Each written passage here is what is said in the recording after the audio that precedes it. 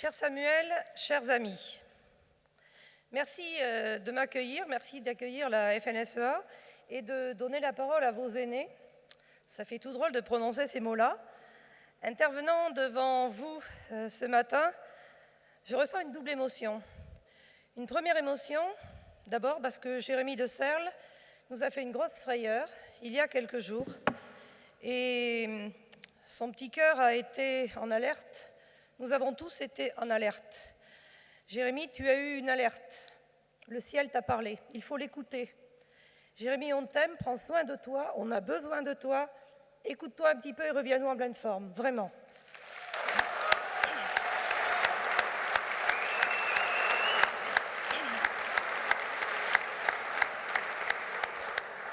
Et puis la deuxième émotion, vous l'aurez compris, c'est que l'ancienne présidente du CNJA, et là j'ai le droit de le dire, que je suis, du millésime 1994-1998, pour beaucoup ça ne vous parle pas,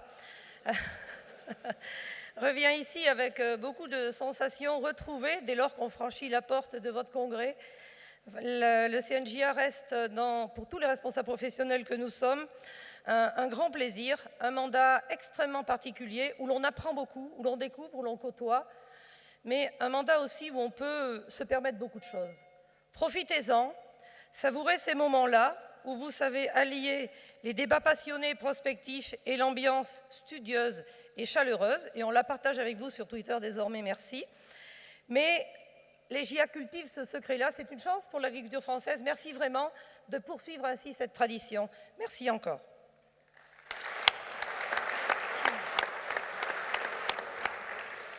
Et puis, quand même vous dire que tout au long de l'année, nous côtoyons de très près Jérémy, Samuel et bien d'autres, et Jérôme Despé côtoie beaucoup les secrétaires généraux et un certain nombre de vos représentants dans nos organisations.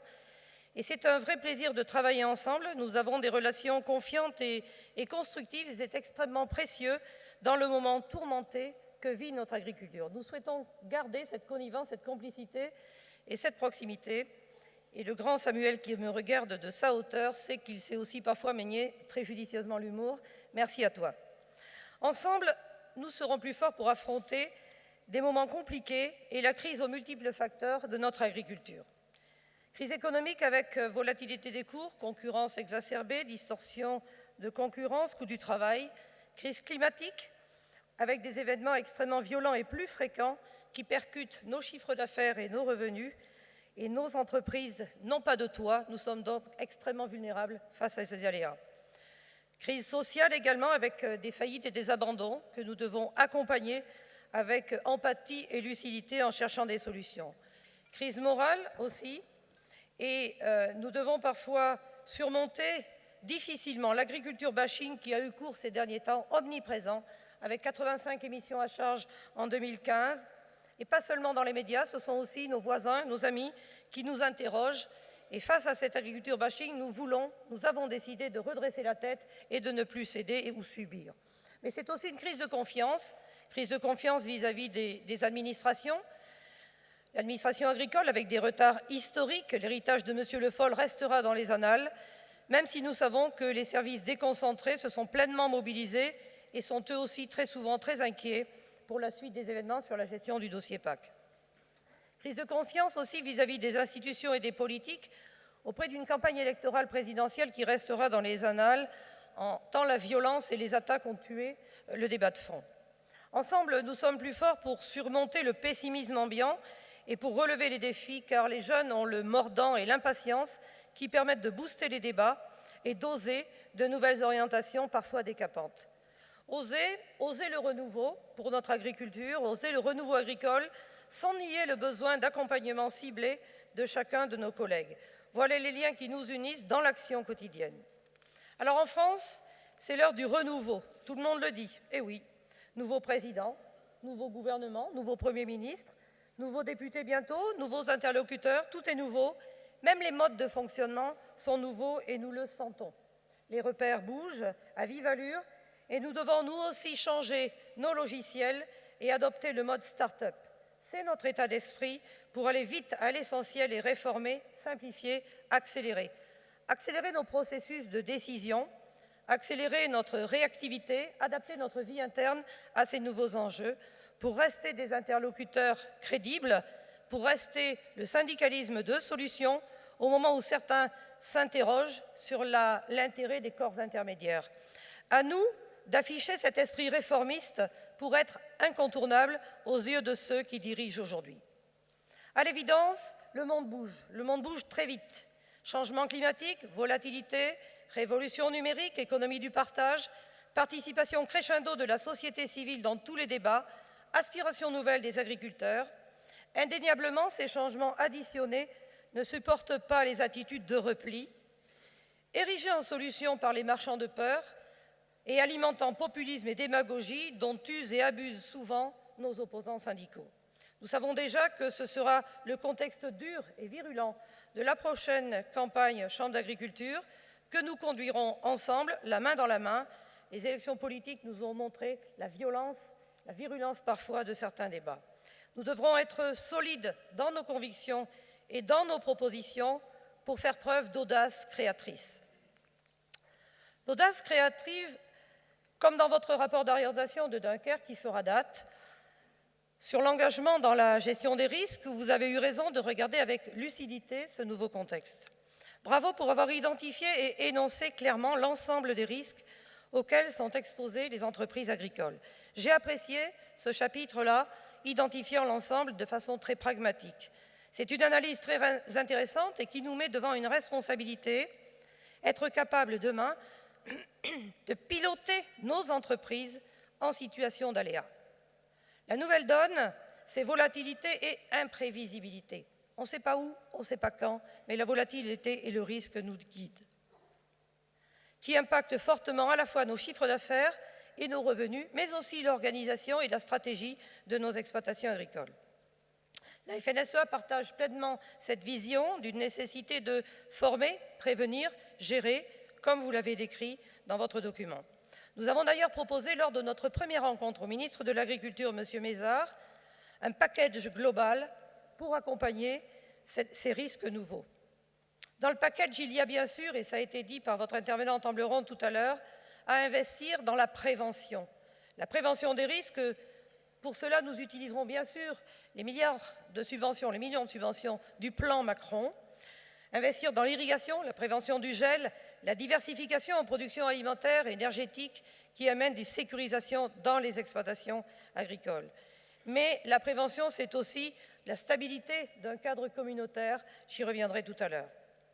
Nous voulons aussi un développement ambitieux de l'assurance en améliorant les dispositifs, comme nous le proposons dans Omnibus ensemble, et aussi faire de la pédagogie pour convaincre et non contraindre, convaincre davantage d'agriculture de l'intérêt d'assurer et de jongler intelligemment entre prévention et assurance pour la réparation. Nous avons convaincu le CAF, et je remercie les membres du CAF, d'organiser une grande journée nationale le 10 octobre consacrée à la gestion des risques. Nous serons chez Groupama, nous assurons, mais l'ensemble des partenaires seront présents. Et ce que nous voulons privilégier, c'est vraiment le témoignage d'agriculteurs concernés qui vivent les choses différemment lorsqu'ils sont ou pas assurés pour les risques sur leur exploitation. Et pour avoir beaucoup, avec Jérôme Despé, Jérôme Vol, Joël Limousin, sillonné la France et les départements touchés par les calamités, nous voyons bien que ceux qui ont fait le choix de s'assurer, cette année-là de grosses calamités, sont beaucoup plus sereins et regardent l'avenir avec beaucoup moins d'inquiétude. Il faut qu'on se le dise, les amis. Le contexte change, nous devons, nous aussi, piloter différemment nos entreprises et faire des choix de gestion. Ce sont des choix de gestion que d'adopter ces outils-là. Nous voulons aussi les compléter, comme vous, d'outils fiscaux proportionnés au chiffre d'affaires d'aujourd'hui, avec notamment une épargne de précaution que l'on pourrait gérer de façon autonome dans un plafond et un tunnel organisés. Nous en parlerons en loi de finances dès cette fin d'année. Et puis ce sont aussi en outils de gestion des risques des financements intelligents, révisables et modulables pour avoir beaucoup plus d'agilité. Mais la mère des batailles pour tous les agriculteurs, jeunes ou aînés, reste la question du prix de vente de nos produits et le niveau des charges. Parce que nous voulons des revenus dignes et attractifs, seuls capables d'attirer et d'intéresser des jeunes agriculteurs pour la transmission et pour l'installation sur nos exploitations, ce sera l'un des enjeux majeurs des États généraux de l'alimentation. C'est ce que nous avons écrit au Président de la République, toujours sous signature CAF mardi, créer de la valeur, partager la valeur de façon beaucoup plus équitable. Les agriculteurs ne veulent plus être le maillon faible de la chaîne alimentaire. Nous voulons en finir avec le dogme du prix bas, destructeur de valeur. Mais nous serons aussi gentlemen.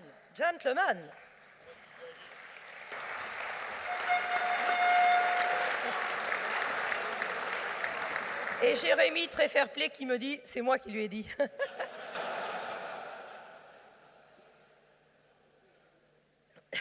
C'est vrai, je l'ai vu.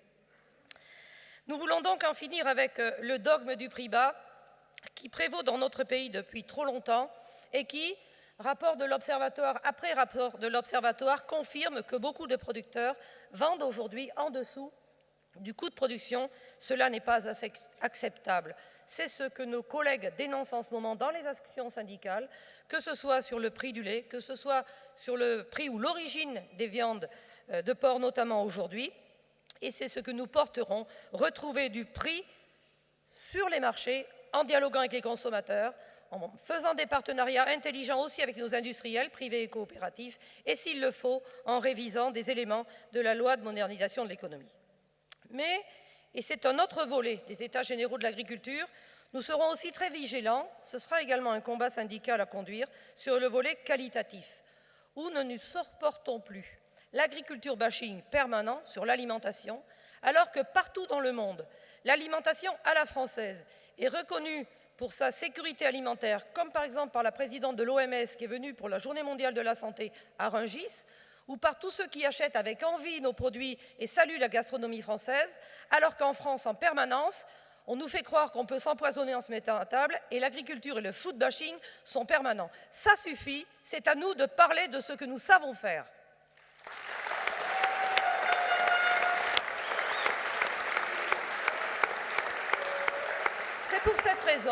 C'est pour cette raison que nous organiserons dans les régions, puisqu'il y aura des débats régionaux, des débats à notre initiative, associant largement les parties prenantes, mais nous piloterons pour montrer ce que nous faisons, comment l'agriculture a évolué qualitativement en répondant à des cahiers des charges pour satisfaire les demandes alimentaires.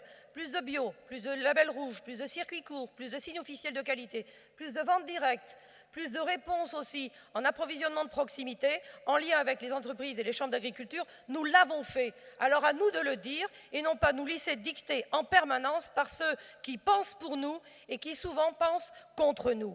Nous avons à montrer ces partenariats réussis où il y a souvent du retour de valeur aux producteurs, et c'est ceci qu'il faut valoriser. Les efforts, oui, mais la satisfaction par le marché et non pas plus de normes, plus de PAC verte, plus de ci, plus de ça, qui serait seulement contraignant pour nous. Comme l'a dit le président Macron à leur candidat, non, pas ça, pas ça, pas ça.